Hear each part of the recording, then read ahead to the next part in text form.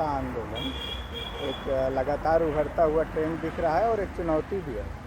तो क्या कहना है, क्या भविष्य की योजनाएं? देखिए, इधर जो है वो आशा वर्कर्स यूनियन के बैनर के नीचे प्रदेश भर में आशा वर्कर्स जो है लंबे समय से आंदोलित हैं। सरकार उनकी बात को सुन नहीं रही है, और या आप ये समझ लीजिए कि जानबूझ करके उसे अनसुना कर रही है, क्योंकि जिस बड़े पैमाने पर उन्होंने पिछले 1.5-2 वर्षों में सड़कों पर उतर करके विभिन्न अन्य माध्यमों से अपनी आवाज़ सरकार तक पहुंचाई है। ऐसा नहीं है कि सरकार तक बात पहुंची नहीं है, लेकिन सरकार ने जानबूझ के उसे अनसुना करने की कोशिश की है, इसलिए कि वो उन सवालों को हल नहीं करना चाहती है। दुनिया के सबसे सस्ते मजदूर के रूप में और भारत के अंदर, भारत जैसे देश के अंदर जितनी दुर्गत इनकी है, तो उस पर बहुत कुछ कहा जा चुका है, और ये एक बड़ा शोध का विषय है। कभी भी इस पर कुछ लिखने वाले लोग आएंगे तो लिखेंगे कि कितना अपमान, कितनी जिल्लत जलालत और कितना काम, और उसके बदले में एक बार के ठीक से खाने का पैसा नहीं है महीने भर में। लूट का आलम यह है कि उनको जो 2 पैसे मिलते हैं उसका आधे से बड़ा हिस्सा छीन लिया जाता है, और ये सब कुछ नीचे से ऊपर तक सरकारी सांठगांठ से ही संभव है, और वो चल रहा है। तो एक तो उनके जो बुनियादी सवालों का सवाल है, संवैधानिक अधिकारों का जो सवाल है, उसको लेके लड़ाई है कि कम से कम न्यूनतम वेतन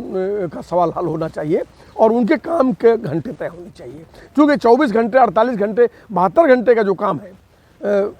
उस काम के बदले में उनको आप न्यूनतम वेतन तो छोड़ दीजिए, आप उनको कोई फिक्स वेज भी नहीं दे रहे हैं कि 10,000, 5,000, 4,000, 3,000 कुछ आप निश्चित कर दीजिए, तो कुछ भी नहीं है, इंसेंटिव बेस्ड है। और जो भी इंसेंटिव्स हैं वो सारे इंसेंटिव उनके अधिकारी उनके वाउचर के नाम पर, इसके नाम पर वो सब खा जाते हैं, मनमाने ढंग से उसको डील करते हैं, और क्या देना है क्या नहीं देना उसमें कोई पारदर्शिता पूरे प्रदेश के अंदर नहीं है। तो ये एक लड़ाई, बड़ी लड़ाई है कि क्या उन्हें मिलना चाहिए, वो एक फिक्स मानदेय होना चाहिए कि वो न्यूनतम वेतन से कम न हो। 45वें 46वें श्रम सम्मेलन ने कहा था कि इनको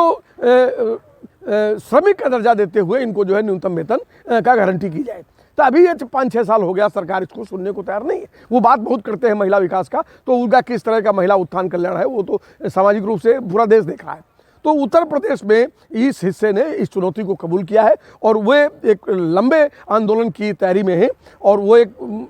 आगामी जो अगस्त का महीना है, ये उनके आंदोलन का बहुत निर्णायक और चुनौतीपूर्ण महीना साबित होने जा रहा है। 22 अगस्त को राजधानी मार्च का आह्वान किया गया है कि राजधानी में पूरे प्रदेश से जो 2 लाख आशा वर्कर्स हैं वो अपने अपने सेंटरों से निकले, अपने जिलों से निकले, और राजधानी की तरफ कूच करें, और राजधानी में आकर के सरकार को अपनी उपस्थिति के जरिए अपने सवाल से अवगत कराएं और कहें कि इसे हल करना है। अगर सरकार इनके सवाल को हल नहीं करेगी तो 2024 में हम उत्तर प्रदेश के गांव-गांव में, गली-गली में हैं, हमने हर घर में दस्तक दी है, हमने कोविड जैसी महामारियों को पराजित किया है, तो आने वाले दिनों में एक राजनीतिक चुनौती भी आशा वर्कर्स उठाएंगी और सरकार के खिलाफ भी कदम बढ़ाएंगी। तो ये एक दोहरी लड़ाई में उनको जाना है कि या तो सरकार सवाल हल करे, और या फिर वो राजनीतिक युद्ध के लिए तैयार रहे।